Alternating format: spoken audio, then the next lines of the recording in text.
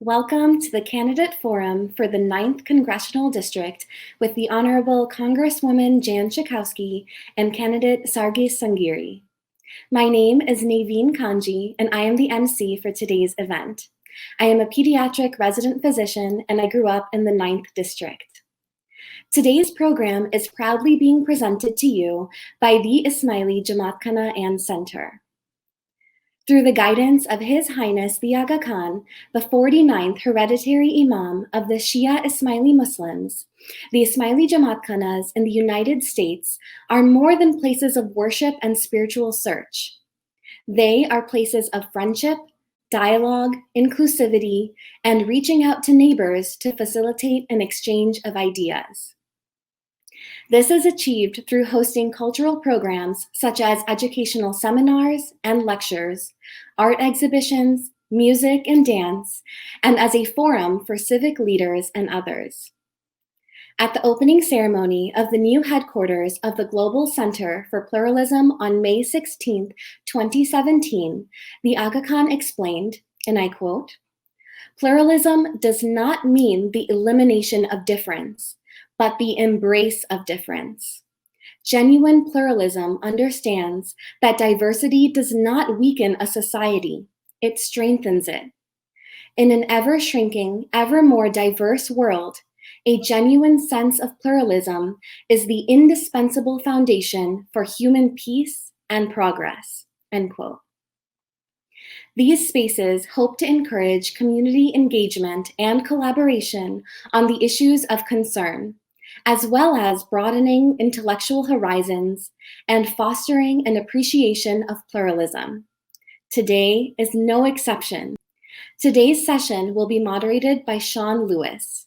Sean Lewis has served as an anchor and reporter at WGN TV since 2008. He's been a resident of Illinois' 9th Congressional District since 2007. Without further ado, please enjoy the program.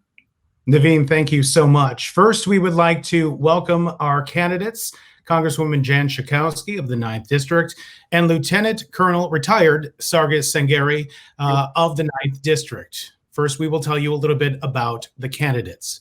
Jan Schakowsky has been a lifelong champion for working and middle-class families. She began her advocacy as a young housewife, leading a successful campaign to require expiration dates on food products, including baby food and formula. She's built her career working for women's rights, comprehensive immigration reform, and getting dangerous weapons of war off our streets. Congresswoman Schakowsky also co-chairs the Democratic Seniors Task Force, which focuses on addressing the needs of older Americans. Congresswoman Schakowsky was first elected to Congress in 1998. Our second candidate today, Republican Sargis Sangari, a retired lieutenant colonel of the U.S. Army, having served our country for more than 20 years in the Army Infantry and Special Forces. Lieutenant Colonel Sangari served multiple deployments to Iraq, where he survived 7 IED explosive attacks and was awarded the Combat Action Badge. The lieutenant colonel is an Assyrian Christian and immigrated to the United States from Iran. On September 11, 2014, he founded the Near East Center for Strategic Engagement, of which he serves currently as CEO.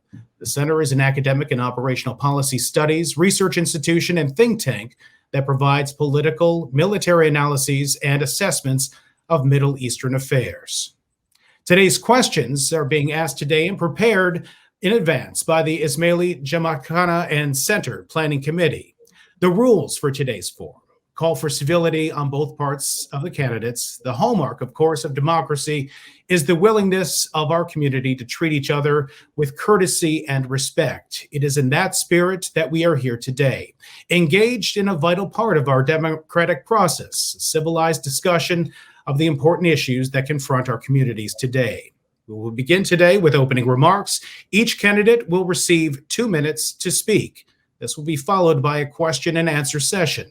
I will ask the question, and each candidate will have 2 minutes of uninterrupted time to respond to the question. Questions will be asked in alternating order. After the question and answer session, each candidate will have 2 minutes to make closing remarks before we conclude the forum. And with that, we welcome the Congresswoman and Lieutenant Colonel. Thank you for joining us today. Thank you. Opening statements, we will start with Congresswoman Jan Schakowsky. Well, thank you so very much. I am thrilled to be able to, for a long time now, represent one of the most diverse districts in our country and in our city. People from all over the globe come to the 9th Congressional District. There's lots of services and a welcoming attitude. We have every race and religion represented here. We have a diversity when it comes to income as well, from some of the wealthiest along the North Lakefront to some of the communities that represent people who are in need. And it is just a privilege, such a privilege to be able to represent this district. And I want to thank the Ismaili community. I've been very close to that community for a long time. In fact, I think I've been at every one of the partnership walks since 2002. I may have missed one or two. And these are events that take place sometimes in the district along Montrose Harbor to raise money for poverty, to end poverty, not only here, but the Ismaili community, which is located in 25 different countries, to address poverty around the world. I've been privileged to receive an award, actually a couple of them, during those walks that also bring the community together and represent the kind of volunteerism. That's what always has impressed me so much about the Ismaili community, is that it's pretty much run as a volunteer organization with members of the community participating in all kinds of different projects and working tirelessly to make our community and make the world a better place. I also had the privilege of meeting His Highness the Aga Khan when I was invited to an event in Washington, D.C., where the Ismaili community won an award for architecture. And so cultural issues are also such a great part. One of my most treasured staff people, Zara Somani, is a member of my team. She's been working for me for 12 years. Doing constituent service, and now working to get her doctorate in educational psychology. I'm so proud of Zara, who has also helped me integrate as much as I can with the Ismaili community. So I am just thrilled to be here and to have this opportunity. I want to thank you so much for that. And with that, I yield back. All right, Congressman, thank you very much. Lieutenant Colonel, you have 2 minutes. Sean, thank you very much. Much appreciated. It's good to be here. One correction, I would say I'm a member of the Special Operational Forces. Special Forces is a small piece of the larger Special Operational Forces that Delta, Navy SEALs, Special Forces, Civil Affairs, and PSYOPs fall into. With that said, a blessing and my regards to Prince Karim Al-Afghan for giving us this opportunity.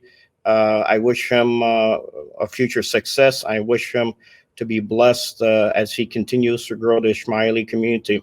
I was born in Iran, as Sean said. I immigrated to the United States. My family, my friends, I still have individuals that live in Iran, live in the Middle East. We do understand everything that the Ismaili community has faced throughout its history, and even going back time and tent to what happened when after the Mongol invasion, with all the aspects that the Ismaili community was being hunted and was being massacred. Certain Christians, which I am a member of, went through similar genocides from 2014 to 2017, the most recent one. So I do understand what the community has dealt with overseas and what it tries to accomplish by coming to this country to allow its future generations to develop. And I am very glad to see it has been able to be prosperous across the spectrums. I am today here, as I was asked before, why are you there without a coat on? Because I'm here amongst friends. I do understand the culture. I do understand the wants and desires. I do understand the traditions of the Ismaili community. And I'm hoping that over the course of this question and answer period, that I can alleviate some of the concerns that you may have for your future generations. With that said, again, with God's blessings, let's hope that I'm able to answer those questions that you need. And we hope for a blessed expansion of the Ismaili community programs within the United States and hopefully in the 9th Congressional District in the future. All right, Lieutenant Colonel, thank you very much for that. With that, we will move on to our question and answer session. Again, each candidate will receive 2 minutes of uninterrupted time to answer the question. The first question, you already had a preview, is on COVID-19 recovery. With over 200,000 Americans dead as a result of COVID, historic levels of unemployment, and the incoming third wave, the United States does face an unprecedented public health crisis that has hit marginalized communities. What action should Congress take to curtail the spread of coronavirus, and what does a COVID recovery plan look like to you? Congresswoman, you have 2 minutes. Well, thank you for that question. Let me begin with a little bit of good news, and that it comes from the Ismaili community.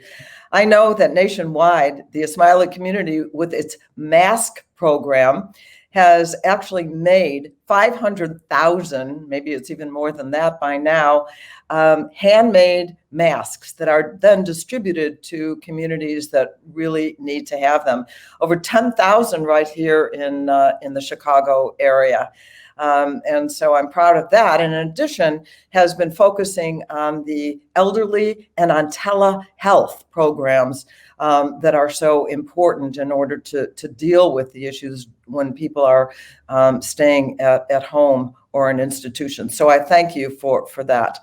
What we've seen is a complete failure of the federal government to act to stop this pandemic. In fact, there's new news today about how the United States fares against other countries, which is so very poorly. Part of it is that we're getting these messages from the President of the United States that it's not really serious, that it is not necessary to social distance or wear masks, when the public health protocols are the thing that could really help us. In addition, we've seen our frontline workers have shortages of what we call PPE, the personal protective gear, so that when they walk into the workplace, like nursing home workers, that they are fully protected. We have seen a failure to test and to trace those who have the virus.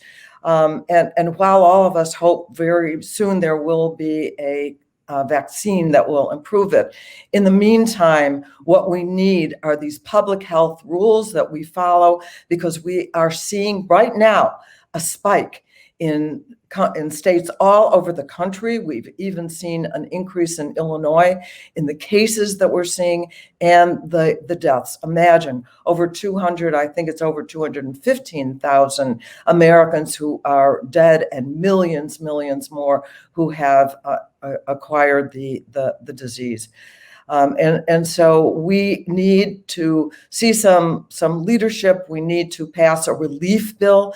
People are suffering. People are crying into the telephone, telling us that with the economy down, that they can't pay their rent, afraid their families. I'm looking to see if I'm out of time. You've had 2 minutes. Okay, I'll stop now. All right, I appreciate it. Thank you very much. Lieutenant Colonel, you have 2 minutes. Well, look, we talked about federal response, right? So the Congresswoman is in the federal government. She needs to work with her colleagues across the aisle in order to be able to pass a bill.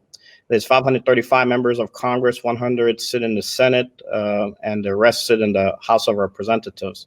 It is the job of a representative who's representing the 9th Congressional District to, regardless of what the party politics are and the talking points in the political climate, you have to be, as I said in a talking point to an interview that I did yesterday, you need to sometimes prostrate yourself in order to be able to get to a point with the other party to get something passed. So really the only thing you can do as a representative in the ninth is go get those dollars that are very needed and crucial to be able to keep our businesses up and running here in the 9th Congressional District, and at the same time be able to support the medical needs that are the shortfalls that were caused because under the 22 years you've been in, majority of our manufacturing went to China, to include the fact that they held our PPEs and raised the price on them to use them against us. I want to thank the Ismaili community for stepping in and doing what the federal government should have been doing at the time, paying money for their pockets, taking money out of their mouths of their children, giving it to the support of these type of programs, which were providing masks, just like I did when we created masks for our first responders, because the equipment that they had were not adequate enough. That is the job of a representative. And I hope that you spend the next 20 plus years, Congresswoman, as a constituent in your district, to go out there and finally tell the party leadership there needs to be an agreement between the Republicans and the Democrats and start getting that needed funding directly to us to deal with the health crisis. As far as the virus is concerned itself, it is a virus.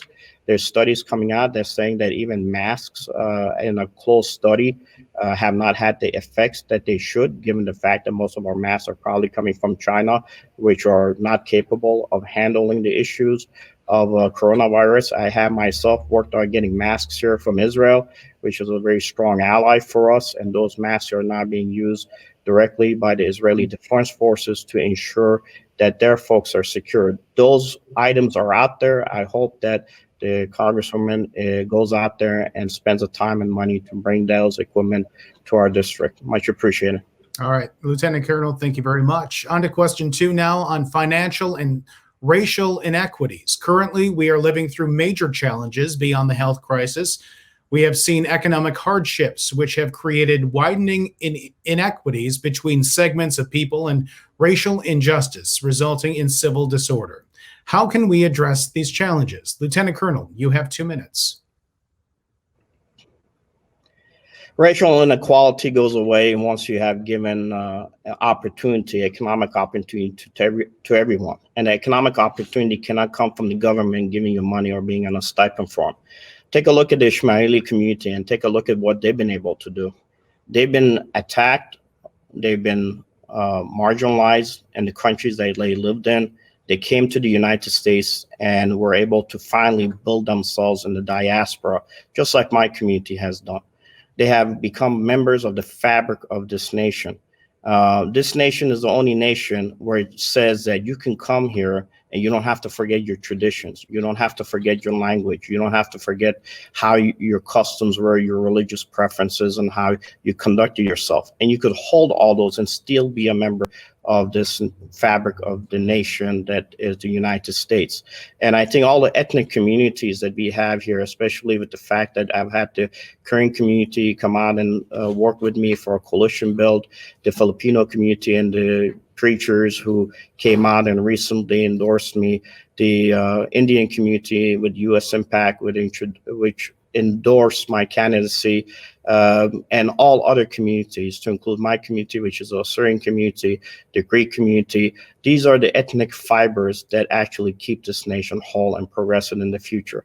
So if you want to be able to have economic opportunity for everybody, then you have to allow business to function. You have to alleviate the sanctions that you put on them through various different legislation that you push. You have to allow entrepreneurship that is displayed in the Ismaili community to be able to link back to a host country or home country, in this case would be Pakistan or other areas of the world, in order to be able to have that free flow of commerce without the restrictions that sometimes are being put on it through these requirements. Once you're able to achieve that, then you'll be fine. The other last thing I would say is you have to allow individuals like Colonel Sangari, a person of color, to finally be able to be a representative. So you won't have the same representative sit there for 22 years and say that we're going to have diverse voices in our community. And I hope in the future, the Ismaili community runs their own candidates, both as Republican and Democrats. All right, Lieutenant Colonel, thank you very much. Congressman, you have 2 minutes. Thank you very much for that question.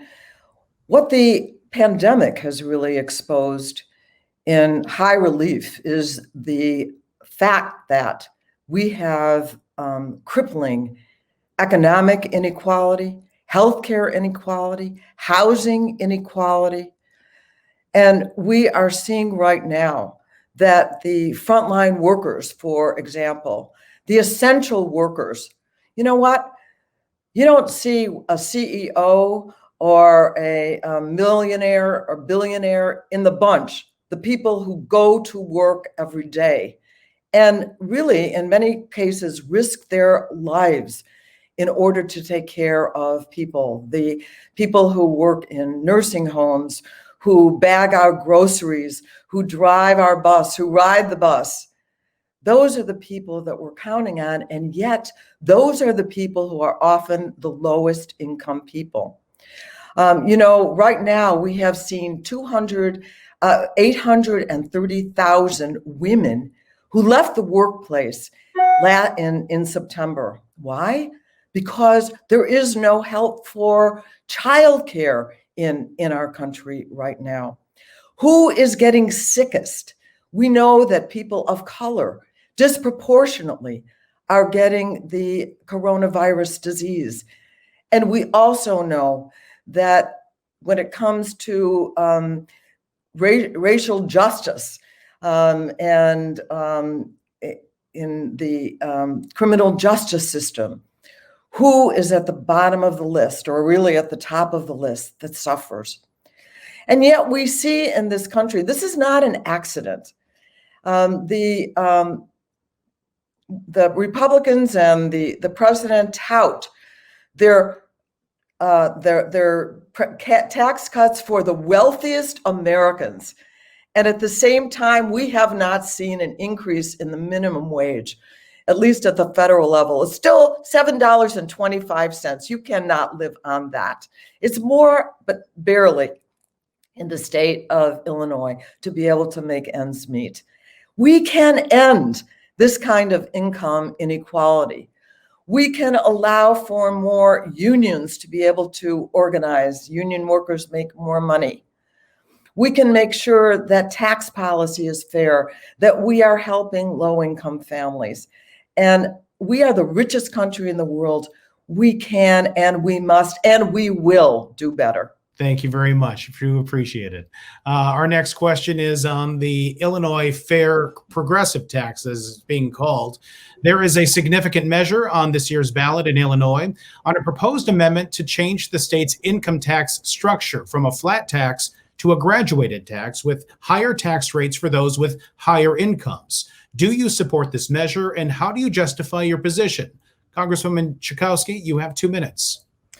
I certainly hope everyone who goes to vote, and I hope everyone goes to vote one way or another by mail or early voting or in person, that you vote. It's at the top of the ballot. It's the number one thing on the ballot to vote for the fair tax. It may not say the fair tax on the ballot, but that's what it is. I was in the state legislature from 90 to 98, and even then we were talking about how unfair the tax structure, that everybody, regardless of how much money you make, you still pay the same percentage. No graduated income tax like we have at the federal level. And that deprives us of money. But who ends up paying more? 97% of Illinoisans will pay the same or less with the fair tax. And only people who make more money, who will now pay their fair share and add revenue that we'll have to spend in the state of Illinois, revenue that is desperately needed for the programs that serve our people all across the country, who make sure that our roads are built, that our first responders are available, that teachers can be paid. So this is a very, very important opportunity for us to end what has been one of the nation's most unfair taxes. I remember there was a dirty dozen that an organization used to put out of unfair taxes, and Illinois was on that list year after year because it's a flat tax. So please, if you want to not see your taxes go up. There's a lot of lies going out and about there. I just want to warn seniors. Sometimes they're telling you that they're going to take away, they're going to tax your retirement benefits. That's just not true. It is just not true. So for seniors, for everyone, vote for the fair tax. I very, very much support it. All right, Congresswoman Schakowsky, thank you very much. Lieutenant Colonel, you have 2 minutes on the fair tax. Well, they call it that because that's the way you sell it, right? You call it fair tax. It's just basically how you sell the commercial to individuals. You sell the sizzle on the steak, not what actually it is and what it tastes like. It is a means by which the current government is trying to get more money because they mismanage the state. There's an imaginary line on a what we call a map. On one side is called Indiana, on the other side is Illinois. If you take a 15-inch step forward, you're going to be in a state on the ground that has plus revenues using the same type of tax formats that we use here. A little bit of a difference constitutionally, but still the same. So literally, they use the same mechanisms that we use here, and they're in the surplus. You take a 15-inch step backwards on that line, and you're in a state that is just absolutely a shamble. It is a matter of how you manage. And if you constantly keep on putting one party in place, then that's what happens.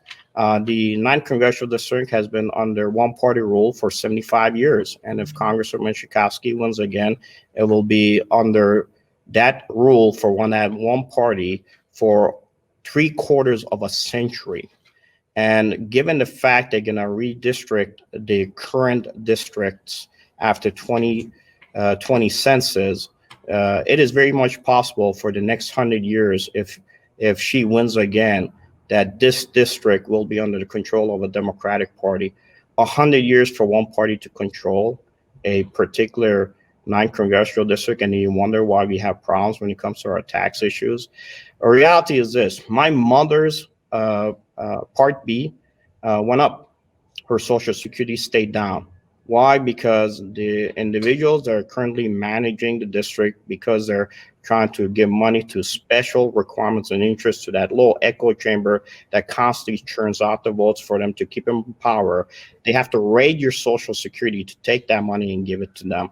That's one thing that they're not able to do. They haven't been able to force the current government that we have to be able to pour that money back into Illinois. So what they're trying to do now, they're trying to get you to say yes on what they call a fair tax, which is to try to go after each of those dollars from the various different individuals in the state to be able to turn around and pay their special interests again. I would vote no in order to be able to force these individuals to do their job. Lieutenant Colonel, thank you very much. Our next question is on small business. Many small business owners have found themselves in difficult times because of the pandemic to stay successful and financially secure. What role should Congress play in supporting small businesses that are struggling? Lieutenant Colonel, we'll begin with you. You have 2 minutes. Well, look, first is you got to elect individuals who understand small business. The current Congresswoman will be in for 22 years if she gets elected again, or I should say not, 24 years if she gets elected again, because it's going to be 22 years this November. When the mayor of Lincolnwood comes to my house, sits with me and says, you know what, we need your support. I'm not here just by myself. I'm here talking about the requirements that we need money from the federal side here.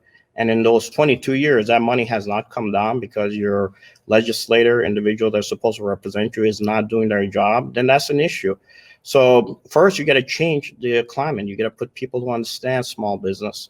When I have individuals come to me and say, Evanston businesses are being hurt, and that's the actual city there that the current sitting congresswoman actually resides in, then you got problems. That means that somehow over 22 years, these businesses have not received the federal support or alleviate the pressures off them that they need.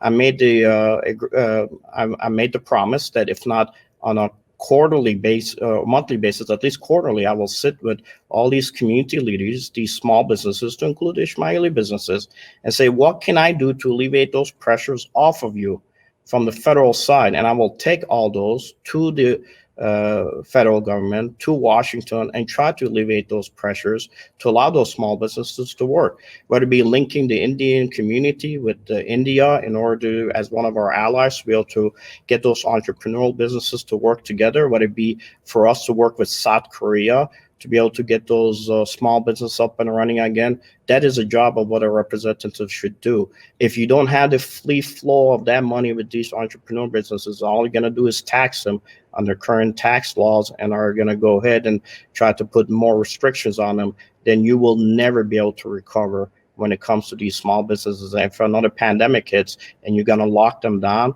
and call them non-essential because you have an agenda of how you want to control the people, then guess what happens? You're going to end up losing a lot of these businesses will never recover. Lieutenant Colonel, thank you very much. Congressman Schakowsky, you have 2 minutes on small business. Well, we know exactly what to do. The Democrats have been since March trying to push a relief bill that would focus a lot on the small businesses. We passed that same bill, the HEROES Act, just a couple of weeks ago in order to bring money to our small businesses. We have billions of dollars that are designated for the PPP, Paycheck Protection Program, and making sure that it doesn't just go to the big businesses who in the first round were able to get most of that money, but to make sure that it goes to the small businesses that are, unfortunately, too many of them are shutting their doors and too many of those will stay closed. So we understand the suffering that's out there, the phone calls that come in every single day, that we are pushing.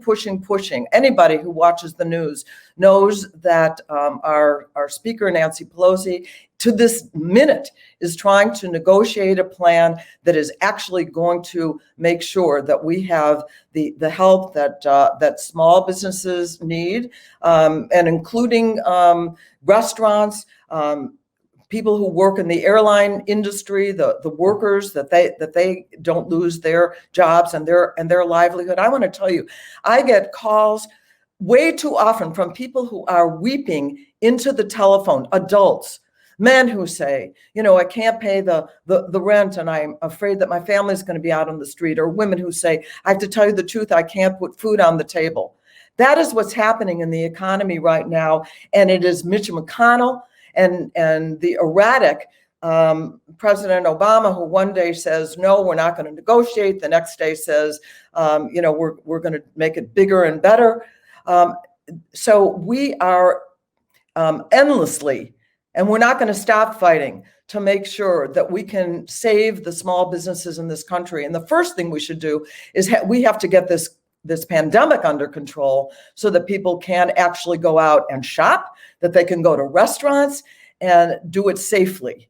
And that isn't happening either, because we're not going to have an economy that works for everyone, including small businesses, unless we do something about this pandemic, which hasn't been done.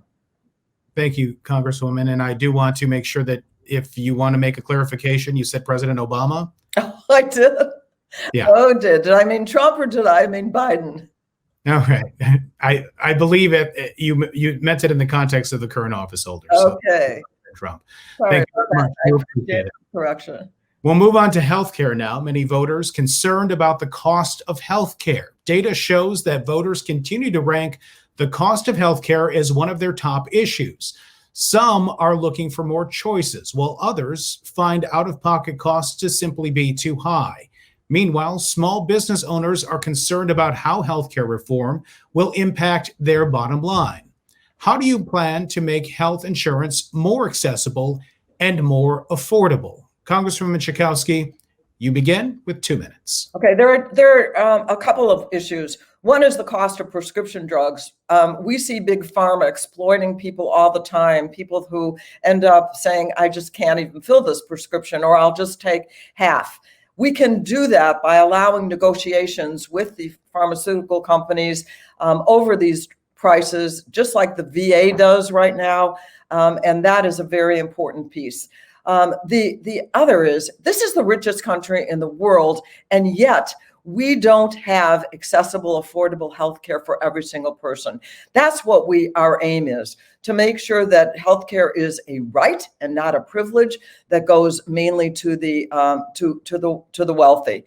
I see my candidate for president, Joe Biden, is talking about not just saving the Affordable Care Act, which of course President Trump right now is trying to overturn entirely. That's part of what this debate is about, of their packing the court, so that they can overturn the Affordable Care Act, which protects people right now with pre-existing conditions. That would end.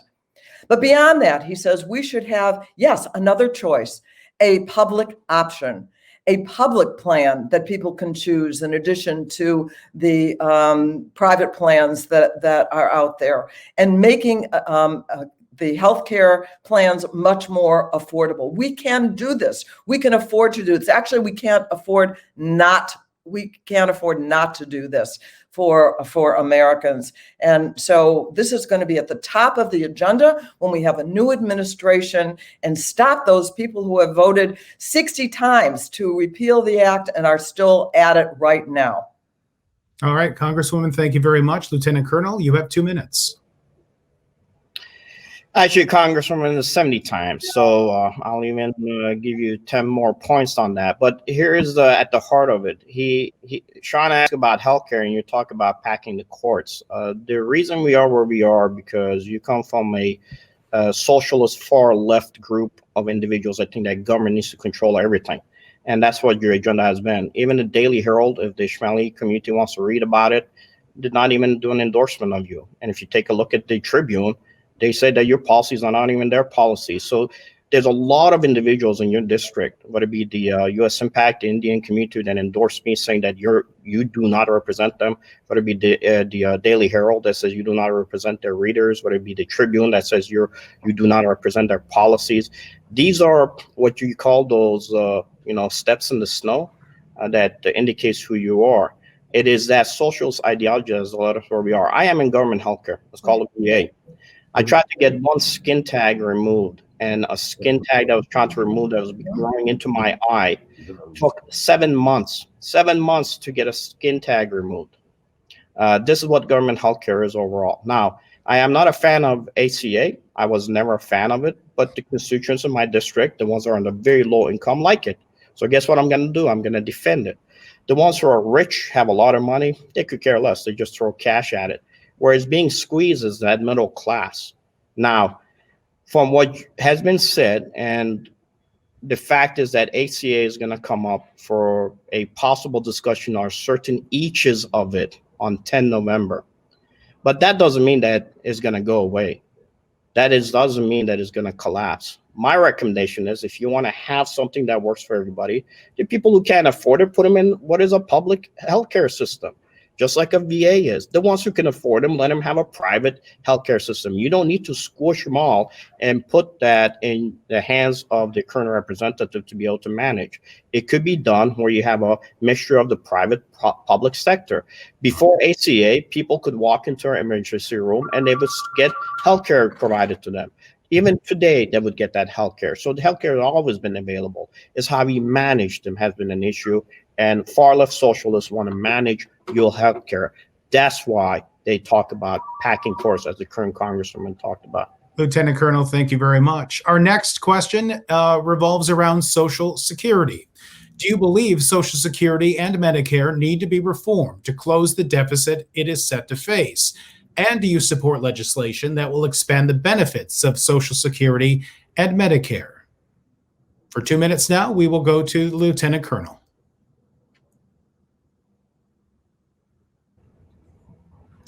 Look, Social Security is viable if you're managing it. It used to be under the Department of Welfare. Social Security welfare used to be all in one department being managed. When you separated the two, it gave the opportunity for people who want to rate it, like the current incumbent, to rate it and use it for other needs and other uses. So what happens is, like I said, my mom's Part B goes up, her Social Security stays down. Be able to raid that money out of Social Security to give it to individuals who do not pay into our systems, whatever you want to call them. They are not part of the fabric of the United States. They are not the contributing factor of being able to pay into that Social Security. I'll give you an example. My own mother-in-law, and this probably a lot of Ismaili communities have gone through. My mother-in-law came here. She couldn't speak any language. She was legally blind in her eye. She has both eyes are literally removed. One she lost because she lost it when radical Islamists were trying to shoot up a market in Lebanon, and a shrapnel took out her eye. The other one got infected while she was here and was removed. That woman has never worked physically to put money into Social Security, but money has come to her. Now, those are the issues that, yes, we need to be able to protect those individuals, like my mother-in-law. But when you have millions of individuals who come to this country are not part of the fabric of the nation, that do not work, and all you do is rate the money out, give it to them so that you could get votes every 2 years to stay in power, that's not going to help. You want to manage it, put it all under a departmental manage, and then start working on the issues of addressing other issues differently than just raiding the Social Security, putting money in the pockets of individuals who are not going to be able to be successful in the long run working within our system.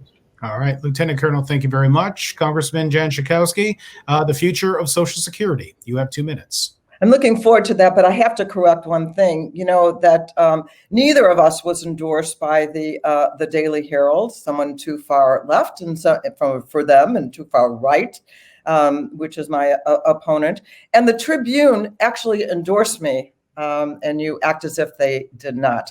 I am the founder and co-chair of the Democratic Task Force on Aging and Families. Senior citizens has always been my priority. In fact, I was head of the Illinois State Council of Senior Citizens for several years, 5 years before I ever ran for office. Social Security and Medicare are the bedrock, the most precious programs that we have, beloved by all Americans. And Social Security could do even better. We have a plan to add eyeglasses and dental work and hearing aids to Medicare. We can make Medicare better when we can make Social Security better and raise that bottom benefit and actually help women who have been out of the workforce for many years to get credit for the work that they've done at home. We can do all these things. That Social Security passed at the time of the Great Depression. If we could do it then, we could certainly do it now. And the best way to fund Social Security is to raise the cap. And so more people pay with more money, pay into Social Security, and there would be plenty of money to keep it solvent for a very, very long time. So I look forward to making both Social Security and Medicare better when the Democrats take over the Congress and the White House, and really work with our seniors to make life better and easier, and make these wonderful programs, these earned benefits, people have paid for them, to make them better than they've ever been. All right, Congresswoman, thank you very much. Our next topic revolves around immigration. What parts of the current immigration system need to be addressed most urgently? How would you address it, and what impact would it have to the people in the Illinois 9th District? Congresswoman Schakowsky, we'll begin with you. You have 2 minutes. Oh, the 9th District is deeply affected by this. What we know, for example, is that the number of refugees are being allowed into the United States. We have an international crisis of the most refugees, displaced people ever in the world, millions of people. And yet the number of people allowed into this great country, my parents, both of them, were immigrants and came to this country and made a better life. We know that there are 12 million or so people who are undocumented. Many are contributing in every way to our country, We need a path to citizenship for those who are contributing to our country. And what we're seeing right now is an attack on immigrants, a demonizing of immigrants, when we know darn well that every generation has been energized by immigrants who come to this country, who are the entrepreneurs my opponent is talking about in many cases. And so we need to make sure that we don't make it harder for them to become full Americans. Finally, I want to say, what have we seen at the border? The separation of children from their parents in a systematic way. We have seen a woman have unwilling surgery to make sure she can't have children in a detention center. The kinds of things that we are seeing now are barbaric and unacceptable. We need to fix the immigration system from top to bottom. We All right. can do it. Congresswoman, thank you very much. Lieutenant Colonel, you have 2 minutes. Well, again, I'll go back to it again. I'm going to make a clarification as we did because the Congresswoman brought it up, and that's the only reason I'm making a clarification. The Daily Herald did not endorse you, Congresswoman. They did not endorse you because you're a far left socialist in your ideology. In the same way that the Chicago Tribune did not endorse you, say your politics. Yes, it did. It endorsed you, but in the Middle East, and the Ismaili community understands what that is. That's a backhanded type of endorsement. But you know, let the people go read it. When they endorse you and they say your politics are not our politics, as an insult, and you've been in for 22 years, that's not a good moment for you, Congresswoman. Now, with that said, let's get on immigration, which is more important than whether or not a paper has endorsed you or not. And the fact that the independent voters of Illinois endorse every Democrat down the list to include Green Party, and you were not endorsed, you need to start listening to what the people are telling you, whether it be the individual who's running against you right now, who is from your district, and the newspapers and others. You need to get out of your echo chamber and start talking real policy. Let me tell you what real policy on immigration is. I went out and I spoke to a young man who's from who's here from France. He came here on a F1 visa, okay? He's here on that F visa in order to be able to become a productive member of our society, because our nation and the educational system that you've been in charge of for 22 years is broken. Okay, 30% of Americans today have a college degree. Out of the 30% of Americans have a college degree, almost a quarter of that number has maybe a community college degree. Okay, so when you make changes on immigration issues, and by the way, Congress is the one that sets the visa requirements. The executive branch executes them through the State Department. So you are the reason why the current laws on the books that are being executed. I do understand there's an executive order out there, and I have even been critical of that executive order, because I can be critical of my own party leadership where you cannot be. Lieutenant Colonel, your time. I do not see the timeline here, so I apologize. But let me finish.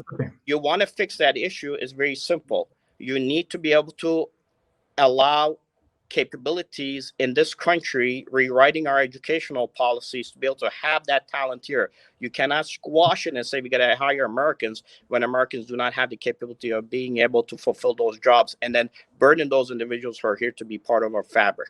Lieutenant Colonel, thank you very much. And that will end our Q&A for this forum. Now we will move on to closing statements. We begin with Congresswoman Jan Schakowsky.